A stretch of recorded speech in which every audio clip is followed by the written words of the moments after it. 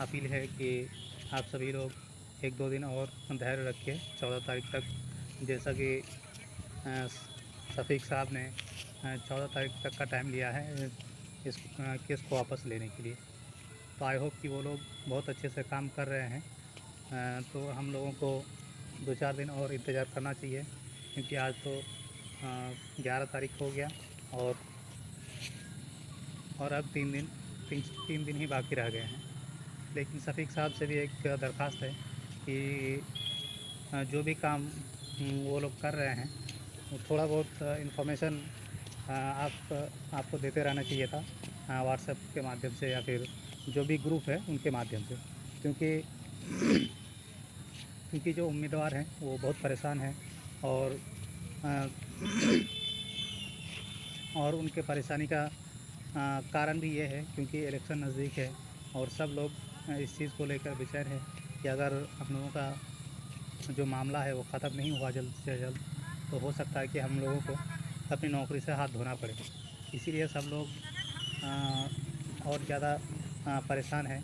तो आप लोग जो भी काम कर रहे हैं उनका थोड़ा थोड़ा अपडेट अगर व्हाट्सएप ग्रुप के माध्यम से देते रहते तो और ज़्यादा सही होता।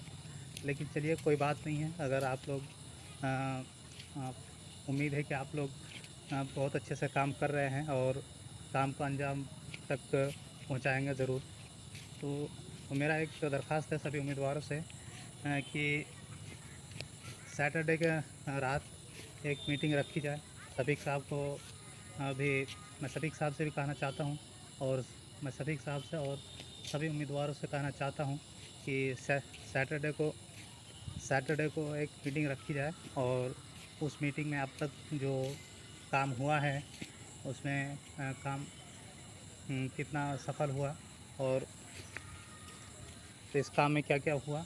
और क्योंकि जैसा कि शफीक साहब के अनुसार 14 तारीख तक केस ख़त्म हो जाएगा, तो उसके बाद आगे का क्या रणनीति होना चाहिए उसको लेकर हम लोग जो है 14 तारीख को मीटिंग करते हैं और मीटिंग में सभी लोग पार्टिसिपेट करें।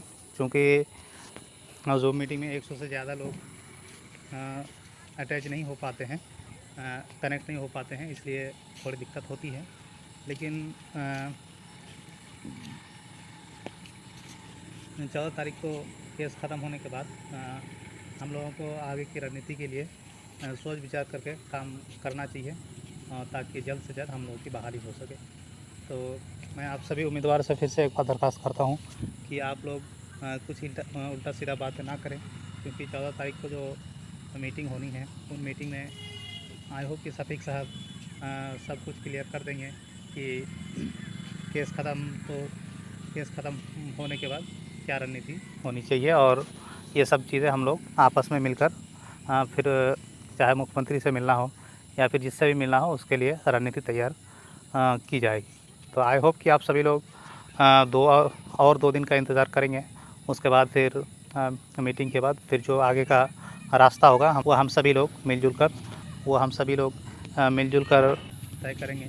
और आप सभी उम्मीदवार से ये भी दरख्वास्त है कि आप सभी लोगों को केस ख़त्म होने के बाद हो सकता है कि 2 बार 4 बार पटना जाना पड़े, तो इस चीज़ के लिए आप लोग पीछे नहीं हटिएगा। क्योंकि अगर ये नौकरी हाथ से निकल गई तो शायद आपको फिर ये नौकरी दोबारा नहीं मिलने वाली है। और नौकरी की कितनी क्राइसिस है ये आप सभी लोग जानते हैं और नौकरी का क्या वैल्यू है ये भी आप सभी लोग जानते हैं। तो अस्सलाम वालेकुम व रहमतुल्लाहि व बरकातहू।